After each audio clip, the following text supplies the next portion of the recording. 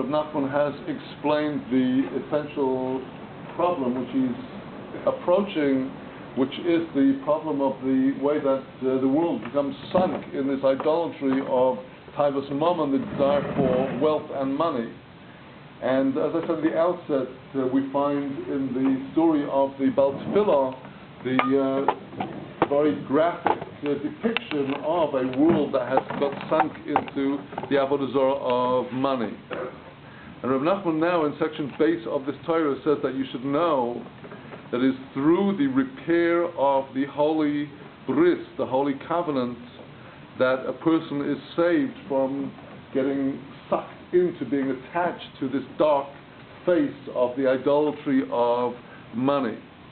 It's through the blood of the covenant that is rectified the blood of the midah, of the rejected individual. And the midah here has become the symbol of Taivas Mammon, the desire for the lust for wealth. And thus the prophet Zechariah says that through the blood of your covenant I have sent the prisoners out of the pit. Well, now the pit that the prophet is talking about is not just literal prisoners in the pit of the prison, but the pit is the spleen. And the spleen is the organ in the body which Rav Nachman teaches us is responsible for cleansing the blood and for modulating and regulating people's levels of depression or joy. And therefore, when the Tikkun Zohar says that the pit in question is the spleen, we're learning that the blood of the covenant, which we'll hear in a little while more what this blood of the covenant really is, it is this precisely that saves us from the depression that is bound up with the spleen, the depression that is bound up with making parnasa, like the curse to Adam says, you shall eat in affliction. It is the bris that saves us from this, because the bris is the concept of salt, which has the power to sweeten the bitterness of and the depression of making a living. We'll hear in a moment what is this salt. The Holy Zohar says if it was not for the salt, which as we know, salt does have a sweetening quality. If you take vegetables like eggplant and some other vegetables and you want to cook, before you cook them, you salt them to take out the bitterness of the intrinsic bitterness of the raw vegetable. Salting is a way of actually bringing out the bitterness. So the salt of the covenant is what removes the bitterness from making a living. The Zohar says if it were not for the salt, the world would not be able to bear the bitterness. Now in Bamidbar, in the Chumash, the service of the priests is said to be Bris Melach Olam Hu. It is a covenant of salt that is eternal. Salt is a preservative, and salt is emblematic of some spiritual attribute that has the power to preserve and lengthen the life of things. And thus the Torah in Vayikra tells us in the temple that every temple sacrifice you may not rest off from having salt, the salt of the covenant of your God on the sacrifices. Here again in that verse telling us have salt in all the sacrifices, the Torah uses the word Melach Bris Elokecho, the salt of the covenant of your God. So we see that the concept of the covenant is bound up with the idea of the preservative power of salt, the salt of your God, the true God, namely through the salt of the covenant, which we'll hear in a moment what that is. It is possible to become attached again to the godliness of HaKadosh Baruch Hu and to withdraw oneself from this idolatry of money. Like it's written that in Job, I can see my God with my very flesh, for through the repair of the bris, a person is able to receive the light of the face of the King of Life. And in the Gemara in Ksubas, it says that what is the salt of Parnasa? Melach Mammon Choser, the salt that preserves our money and our wealth is Mammon Choser. When you make less out of the money that you have. When you lessen the money you have, you do that by giving it to somebody else. You do that through tzedakah, through charity. Charity is the real salt that is the preservative of parnasa, because through giving that tzedakah, one gives away to others what one was intending to use for oneself. That in itself is a reduction of the appetite for wealth and property.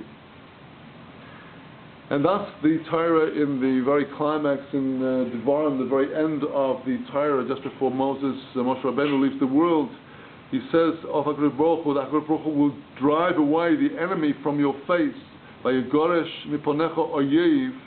Namely, God will drive away the enemy that tries to darken the face of holiness.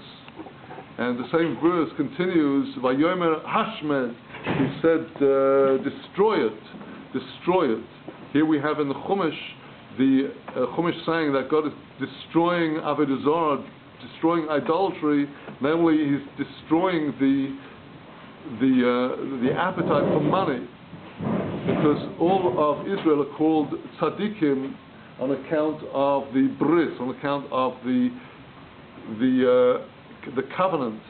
And for this reason, when HaKadosh Baruch Hu drives away the enemy from the face of holiness, HaKadosh Baruch Hu drives the enemy into the desire for money. He drives the enemy into the lust for money, which is the face of the Sitra Achra. It's actually something that we see in Jewish society in the last 300 years, that by and large all the wealth went into the hands of the people who turned away from the Torah.